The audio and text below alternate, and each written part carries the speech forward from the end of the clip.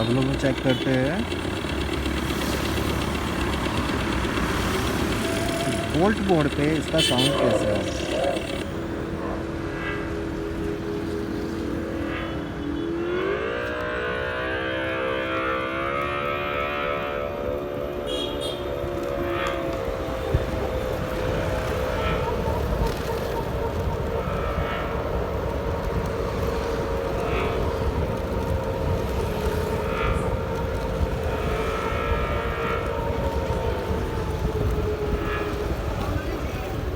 Volt board का जो sound है, तो नॉर्मल बाइक पे जो स्पीड करते हैं हम लोग उस टाइप का स्पीड आ रहा है।